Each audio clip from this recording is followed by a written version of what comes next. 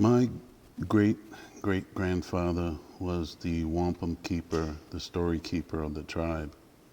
So he was born in the early 1800s. So I think story keeping, telling stories and remembering things was built into my DNA.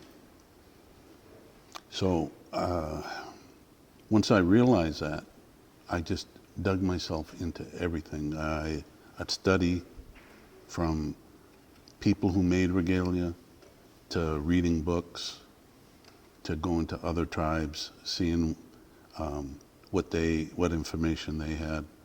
The silver, I'd study the silver and look how it related in the worldview, not just in our view, but the whole worldview. What did silver mean? And how does that relate to our culture? You know, we didn't have silver, but we did have things from nature that the silver replaced. Well, as untrained person who has not studied this particular topic, when I see a piece of silver, I say, where'd that come from? Yeah. That surely isn't a trading system between what is now South America and North America. And sure enough, you told me they were probably gifts from Europeans, and then they were so special that special people in the community wore them. When you look at any object like this, you sort of want to say, well, how did they make a buttonhole? How did they sew it? How did they get the beads on there? There must have been a division of labor, and so on. It really speaks to you. Right. Now, you must have, during your investigation, received a lot of contradictory information. People would have different opinions on why this was made, how it was used. How do you end up coming up with the most plausible story? Well, I take it back several generations before there was beadwork. Glass beadwork is something new. That's in recent time. If we take it back another 400 years and look at now. So I like to take things way back into time.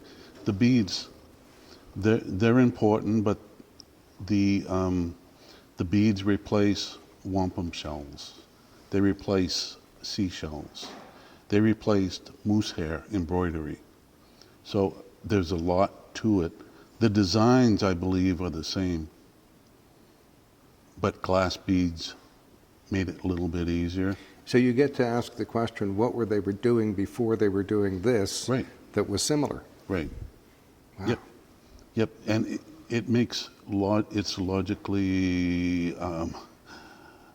it makes logic if you look at it that way. Like, where did this design come from? What did that flower mean? Is that a medicinal flower? And what did the, how could it impact the tribe? Why was it this plant instead of another one? Now, when you ask around or shop around the idea that was a medicinal or a sacred plant, you get feedback. You get some people who say, I don't know. Some others speculate. Well, you have to go to the right people. You wouldn't just go to anybody in the community and say what kind of plant that is. You have to know within the community who specializes in what.